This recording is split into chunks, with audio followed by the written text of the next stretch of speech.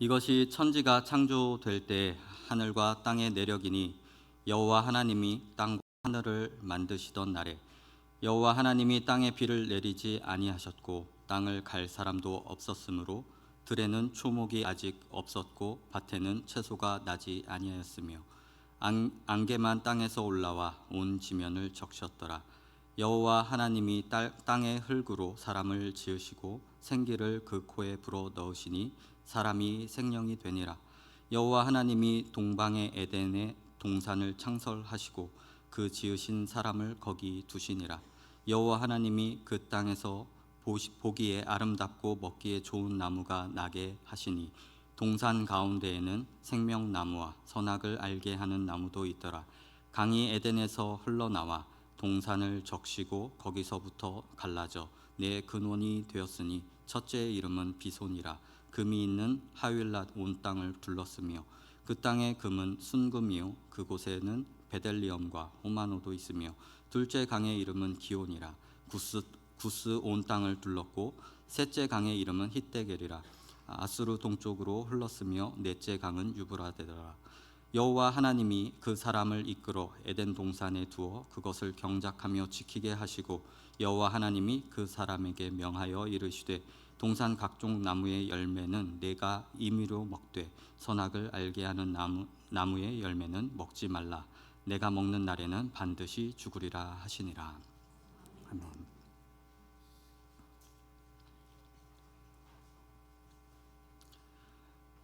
오늘 본문은 하나님께서 세상을 창조하셨을 때 모습을 조금 다른 각도에서 보여주고 있는 장면입니다. 1장에서 하나님이 세상을 창조하신 그 순서와 2장에서 보여주는 모습이 차이점을 보이는 것 같아서 이게 시간상 다른 것이 아닌가 하는 의문이 들 수도 있는 그러한 본문입니다. 그런데 1장과 2장은 같은 장면입니다. 같은 장면이지만 다른 시각에서 보여주고 있기 때문에 다름을 우리가 느끼게 되는 것뿐이죠. 예를 들어서 1장과 2장을 영화의 한 장면으로 생각해 보자면요. 1장은 이제 우주 만물과 지구 전체를 보여주는 큰 스케일을 보여주는 영화의 한 장면과 같습니다. 그러다가 이제 2장에 넘어와서는 이 영화의 카메라 앵글이 에덴 동산과 하나님이 만드신 그 인간을 향해 포커스를 맞춰주는 그런 장면과도 같다는 것이죠. 그리고 1장과 2장에서의 차이를 살펴보면은 1장은 창조의 하나님을 강조하고 있습니다. 하나님께서 세상을 창조하셨다는 내용이 강조된 것이고 2장에서는 하나님께서 하나님의 형상으로 지으신 인간과 관계를 맺으셨다가 주된 내용 강조점입니다. 하나님은 세상을 창조하시고 하나님의 특별한 존재, 하나님의 형상으로 사람을 만드셨습니다. 여호와 하나님이 땅의 흙으로 사람을 빚으시고 또 생기를 그 코에 불어 넣으셔서 그 빚어 놓은 흙이 생명이 됩니다. 살아있는 존재가 되었습니다. 그렇게 사람은 하나님으로부터 복을 받은 특별한 존재로 지음받게 됩니다. 그리고 하나님은 에덴 동산이라는 특별한 장소에 그 지어놓은 사람을 살게 하셨습니다. 에덴 동산은 하나님께서 계획하시고 목적하신 하나님 나라의 모습이었습니다. 각종 나무들과 열매들이 풍성히 있고 또 생명나무도 있고 선악을 알게 하는 나무도 있는 장면이 오늘 본문에서 나타나죠. 그리고 에덴 동산은 모든 생명들에게 그 생명력을 불어 넣어 줄 수 있는 수원지였습니다. 에덴 동산으로부터 강물이 흘러나와서 비손, 기혼, 히데겔, 유브라데 강을 이루었습니다. 창세기 2장에서 나오는 이 강들의 역할이 이제 창세기에서는 크게 부각이 되지는 않지만 에스겔서 47장이나 요한계시록 22장에서 보면은 이 강들이 심이 많은 나무와 생물들을 살게 하는 역할을 하는 장면들이 나옵니다. 그리고 그 만국을 치료하고 회복하는 역할을 위해 그 강들이 존재하고 있다라고 설명되어지고 있습니다. 이 장면은 상상만 해도 너무나 좋고 기대되고 가보고 싶은 그러한 곳입니다.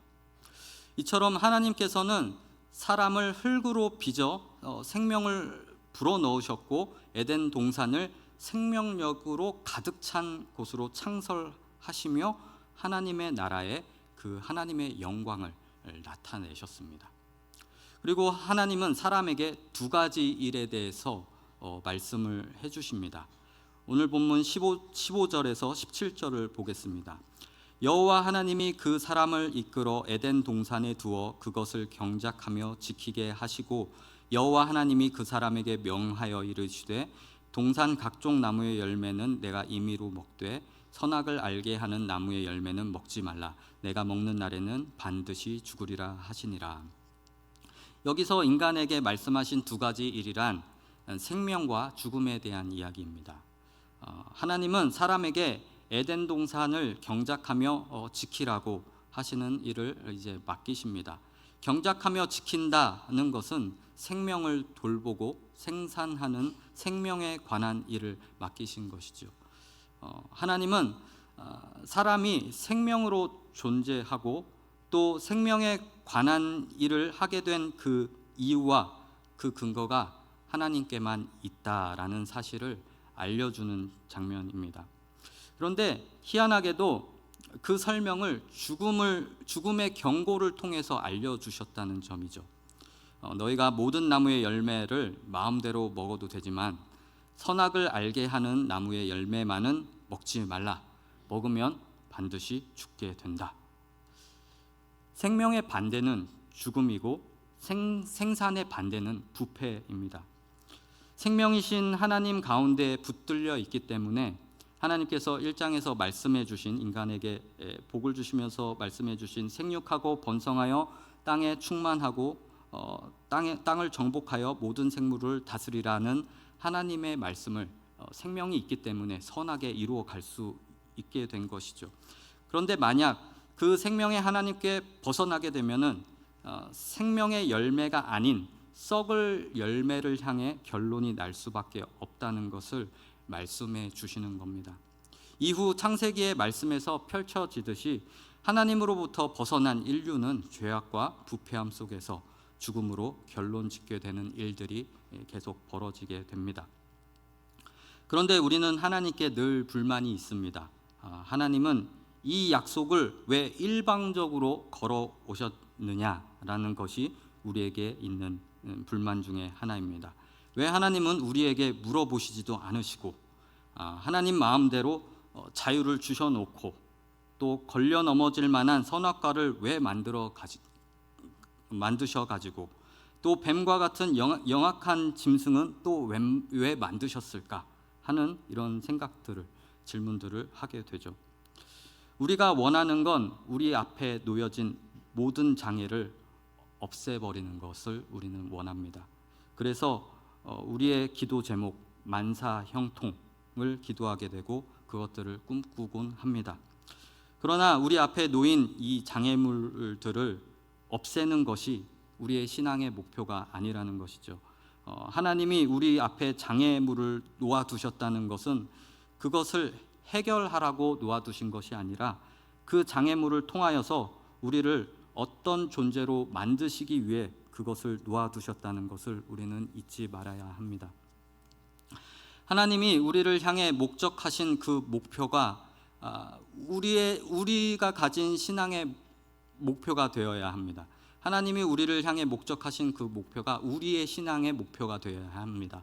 단지 이 땅에서 살다가 그럭저럭 살다가 죽어서 천국 가면 그만이다라는 것은 하나님이 원하시는 목적이 아니라는 것이죠. 전에도 말씀드렸다시피 하나님께서 사람을 하나님의 형상으로 만들어 주셨는데 그 하나님의 형상에서 아주 독특한 하나님과 닮은 꼴은 자유가 있다는 것이라고 설명드렸었습니다. 자유라는 건 어떤 것이든 선택할 수 있고 또 그에 대한 책임을 가질 수 있는 아주 중요한 존재라는 것을 드러내는 것이죠. 그런데 하나님은 사람에게 그 자유를 어디까지 넓혀 두셨냐면은 하나님을 선택할 수 있는 자리입니다. 그리고 하나님을 거절할 수 있는 자리까지 하나님께서 허용을 해 두셨다는 것이죠. 그리고 하나님을 거절할 수 있다는 것은 하나님이 인간을 하나님과 대등한 자리에 앉히셨다는 의미입니다. 하나님이 그 인간을 대등한 자리에 앉히셔서 인간에게 약속을 걸어오시는 겁니다. 다른 건 다 너희 마음대로 해도 되지만 이것만은 지켜라. 그렇지 않으면 우리 약속은 깨지는 거다라고 말이죠. 약속이라는 것은 반드시 지켜야 한다라는 것으로 말할 수도 있겠지만, 약속을 맺었다는 것은 관계를 맺었다는 것입니다. 그런데 그 약속이 우리가 보기에는 하나님께서 일방적으로 걸어온 약속으로 보일지는 모르겠지만, 사실은 하나님께서 우리를 하나님과 대등한 자리에서 이 약속을 걸어오셨다는 겁니다. 만약 하나님과 사람 사이가 대등하지 않고 어떤 상하 관계나 어떤 갑을 관계 속에서 이 약속을 걸어오셨다고 생각을 하면은 그건 약속이 아니죠. 일방적으로 걸어오셨는데 상하 관계다. 그건 착취입니다. 상하 관계가 아니고 갑을 관계가 아닌 대등한 관계는 우리는 우리의 삶 속에서 절친한 친구 관계로 설명할 수 있습니다. 친구랑 재밌으려면요, 친구랑 대등해야 합니다. 농담을 해도 주거니 받거니가 돼야 재밌는 법이죠. 만약 이것이 갑을 관계 같은 어떤 직장 상사와의 관계라면은 서로 주고받는 농담이 재밌을 리가 없습니다. 직장 상사의 웃기지도 않는 그 얘기로 억지로 웃어줘야만 한다면 이것만큼 짜증나는 일은 없습니다. 친구랑 운동이나 게임을 이렇게 해도 그 친구랑 수준이 대등해야지 재밌습니다. 재밌기 때문에 계속 불러내죠. 우리 한번 운동하자, 우리 한번 게임하자라고 말이죠. 이 약속의 자리는 하나님께서 우리 보러 나랑 친구하자 하신 겁니다. 그런데 친한 친구끼리는 비밀이 있기 마련이죠. 날 친구 삼아준 그 친구가 어느 날 이렇게 말을 걸어오는 것입니다. 야, 친구야, 나 너랑 만나면 참 즐겁고 좋다. 우리 우정이 변함없었으면 좋겠어. 딴 건 몰라도 이거 하나만 지켜줘. 그럼 우리 우정은 계속될 거야 라고 하나님이 우리에게 이렇게 나오신 겁니다. 여기가 믿음의 자리이며 하나님은 그 사람과 믿음의 관계를 원하셨던 겁니다. 지음받은 그 피조물이라는 존재가 감히 창조주와 대등한 위치에서 친구가 될 수 있다니요. 이 얼마나 영광스럽고 명예로운 자리입니까? 그런데 사람은 그 영광을 거절하고 맙니다. 인간이 죄를 지었기 때문에 죽음에 이른 게 아니고요. 하나님께 벗어나게 되면 당연히 결과 지어지는 것이 죽음이라는 사실입니다. 인간이 무엇으로 지음받았습니까? 인간은 하나님께서 생기를 불어넣으시기 전에 흙이었습니다.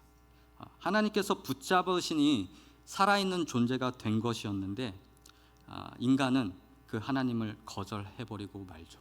그 생명의 하나님께 붙들림 받는 걸 거절하자 흙으로 돌아갈 수밖에 운명에 처해진 겁니다. 로마서 3장 23절을 보면 모든 사람이 죄를 범하였음에 하나님의 영광에 이르지 못하더니 라고 되어 있습니다.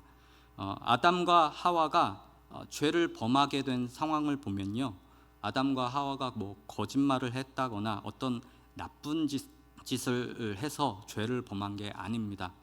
우리가 생각하는 죄는 보통 도덕성에 관련된 죄를 생각하기 쉽습니다. 하지만 이 어떤 도덕성의 결핍은요, 죄의 결과로 나타나는 증상일 뿐이지 죄의 근본은 되지 못합니다.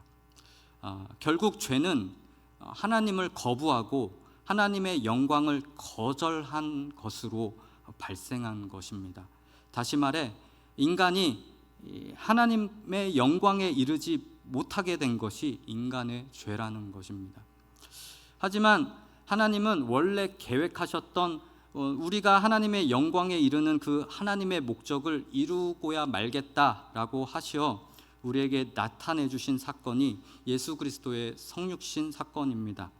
에베소서 1장에서 말씀하는 바와 같이 이는 우리가 그리스도 안에서 전부터 바라던 그의 영광의 찬송이 되게 하려 하심이라 하는 말씀입니다. 영광이라는 의미는요, 헬라어로 독사, 히브리어로 카보드라는 단어에 이제 담겨 있는 뜻이 영광, 명예, 무거움, 부요함 이러한 의미들로도 생각해 볼 수 있습니다. 그런데 방금 말씀드렸던 에베소서 1장에서 우리를 영광의 찬송으로 삼으시겠다라는 그 내용의 맥락 속에서 그 의미를, 하나님의 영광이 무엇인지를 좀 더 살펴볼 수가 있는데요. 하나님께서 우리를 자신의 영광의 찬송으로 삼으시기 위한 조건, 그 조건이 어떤 조건 속에 있느냐 하면 에베소서 1장 5절 6절에 이렇게 되어 있습니다. 그 기쁘신 뜻대로 우리를 예정하사 예수 그리스도로 말미암아 자기의 아들들이 되게 하셨으니 이는 그가 사랑하시는 자 안에서 우리에게 거저 주시는 바 그의 은혜의 영광을 찬송하게 하려는 것이라. 그 기쁘신 뜻대로. 그리고 8절 9절에서는 이는 그가 모든 지혜와 총명을 우리에게 넘치게 하사 그의 그 뜻의 비밀을 우리에게 알리신 것이요 그의 기뻐하심을 따라 그리스도 안에서 때가 찬 경륜을 위하여 예정하신 것이니. 하나님의 기뻐하시는 뜻이라는 조건 속에서 우리를 하나님의 영광으로 삼으셨다라는 말씀입니다. 하나님의 기뻐하시는 뜻을 우리에게 두신 것이죠. 우리가 바라볼 때 어떤 행위나 어떤 것을 보고 저게 하나님의 영광이 된다라고 우리가 스스로 정할 수는 없는 것입니다. 하나님의 영광에 대한 조건과 그 기준은 오직 하나님만이 정하실 수 있으십니다. 무엇이든지 하나님의 영광이 되려면 하나님이 직접 하나님의 영광으로 삼으셔야 하나님의 영광이 될 수 있다는 말씀입니다. 우리를 그 하나님의 영광에 이르게 하겠다고 하시는 그 하나님의 기뻐하시는 뜻을 어떤 방법으로 하나님께서 이루어 주셨습니까? 예수 그리스도 안에서, 예수 그리스도로 말미암아, 예수 그리스도의 십자가라는 방법에 하나님의 영광을 담아내시기로 하셨습니다. 요한복음 15장 12절에서 15절을 보면은요, 예수님이 이렇게 말씀하십니다. 내 계명은 곧 내가 너희를 사랑한 것 같이 너희도 서로 사랑하라 하는 이것이니라. 사람이 친구를 위하여 자기 목숨을 버리면 이보다 더 큰 사랑이 없나니 너희는 내가 명하는 대로 행하면 곧 나의 친구라. 이제부터는 너희를 종이라 하지 아니하리니 종은 주인이 하는 것을 알지 못함이라. 너희를 친구라 하였노니 내가 내 아버지께 들은 것을 다 너희에게 알게 하였음이라. 하나님께서 그 아들 예수 그리스도를 통해서 자신의 백성들에게 다시 믿음의 자리로 불러들여서 친구야, 나랑 다시 시작하자. 친구야, 다시 나와 함께 가자. 하나님의 영광에 함께 이르자라고 부르신 것입니다. 예수께서 우리를 위하여 십자가를 지셨는데 그 십자가에 담긴 내용은 사랑이었습니다. 방금 읽어드렸던 요한복음 15장 말씀에서 내 계명은 곧 내가 너희를 사랑한 것 같이 너희도 서로 사랑하라 하는 이것이니라는 말씀입니다. 그 사랑이 담긴 십자가, 그 십자가는 어떤 길이었습니까? 예수님께서 기도하셨죠. 내 아버지여, 만일 할만하시거든 이 잔을 내게서 지나가게 하옵소서. 그러나 나의 원대로 마시옵고 아버지의 원대로 하옵소서. 십자가는 인간의 한계입니다. 예수님도 경험하신 한계입니다. 하나님이 그 아들을 통해 십자가에 하나님의 영광을 담으시고 사랑이라는 내용을 담아 놓으셨지만 십자가는 가고 싶은 길은 아닙니다. 피하고 싶고 마주치지 않고 싶고 외면해버리고 싶은 길입니다. 차라리 몰랐었으면 좋았을 뻔한 길이기도 합니다. 그런데 예수님께서 먼저 그 길을 가시고는 우리도 그 길을 가라고 말씀하십니다.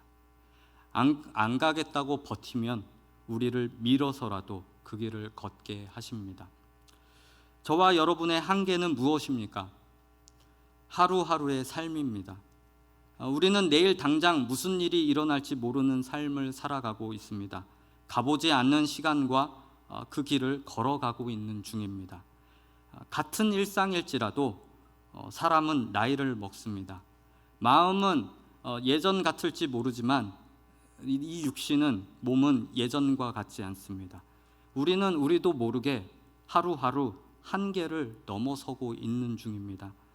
예기치 않게 계획한 일이 무너지기도 하고 일이 잘 안 풀릴 때도 있고 때론 경제적으로 어려움을 맞이하기도 하고 때론 중요했던 사람 관계까지 깨지기도 하는 여러 가지 일들로 우리는 그 한계를 경험합니다. 한계를 경험하기 때문에 한숨 짓게 되는 것이고 분노하게 되는 것이고 눈물을 흘리게 되는 것입니다. 사람이, 어떤 사람도 한계를 넉넉하게 이기는 사람은 없습니다. 모두가 그 한계 앞에서 숨이 넘어갈 것 같고 어쩔 줄 몰라 하고 전전긍긍하고 끙끙 앓기 마련입니다. 우리는 이 고단한 십자가의 길이 도대체 왜 있어야 하고 하나님께서 도대체 뭘 하시려고 이러시는지 이해되지 않을 때가 많습니다. 그런데 하나님은 이 고단함으로 우리를 만드시겠다고 합니다. 무엇으로 만드시기 위함입니까? 하나님의 영광으로, 그분의 영광의 찬송으로 만드시겠다. 하나님의 목적대로 하나님과 대등한 자리에 서 있는 자로, 그 실력 있는 자로 만드시겠다라고 우리를 자꾸 떠미시는 것이죠. 도대체 이 십자가가, 이 매일매일의 한계가 우리의 뭘 만들어내는 걸까요? 그것은 겸손을 배우게 하고 용서를 알게 하고 인내를 알게 하며 사랑을 알게 한다는 사실입니다. 우리가 가진 한계가 이런 것들을 깨닫게 해줍니다. 겸손이라는 것은요, 나는 겸손할 거야 라고 마음 먹는다고 겸손해지는 게 아닙니다. 인생에서 여러 경험들을 통해서 자기 스스로 계속 한계에 부딪혀보고 또 박살이 나보기도 하고 하는 과정을 통해서 겸손을 배우게 됩니다. 내가 이것밖에 안 되는구나. 내가 저번에 잘난 척 했었는데 내가 저번에 교만했었구나 하는 그 과정들을 통해서, 그 한계에 부딪히는 일들을 통해서 겸손해지는 것입니다. 그런 경험 없이 하는 겸손은 그저 겸손을 떠는 것에 불과합니다. 우리의 육신도 그렇습니다. 몸이 아프면 어떤 한계를 넘어섰다는 신호죠. 예전에 제 친한 동생이 있었습니다. 그 동생이 그래도 건강한 편입니다. 건강 체질이었습니다. 그런데 저는 아주 조금 약한 편입니다. 어느 날 제가 몸이 안 좋아서 막 힘들어 하니까 그 동생이 저에게 그러는 겁니다. 형, 그것 가지고 뭘 그렇게 골골대 하며 헛웃음을 치는 겁니다. 저는 그 입을 때려주고 싶었습니다. 하지만 형으로서 넓은 마음을 가지고 최선의 대답을 했죠. 그러게 말이야. 그런데 딱 일주일이 지났던 것 같습니다. 그 친구가 갑자기 아파서 어쩔 줄을 몰라 하는 겁니다. 그 다음부터 그 동생의 입에서 뭘 그렇게 골골대라는 말을 들은 적이 없습니다. 본인이 겪어보니 그런 말은 함부로 내뱉는 게 아니라는 걸 그 친구가 배운 것 같았습니다. 그리고 제가 알고 있는 한 어른도 왕년에는 굉장히 건강하시고 에너지 넘치셨던 분이셨는데 연세가 들고 하다 보니까 건강이 많이 안 좋아지신 것 같습니다. 그래서 그 어른께서 저를 만날 때마다 늘 빠지지 않고 하시는 말씀이 건강 잘 챙겨 라는 말씀이었습니다. 이렇게 우리 인생에서 늘 있는 우리가 가진 그 한계가 우리에게 무엇을 가르치고 있습니까? 여러분은 이러한 삶에서 무엇을 배우고 계십니까?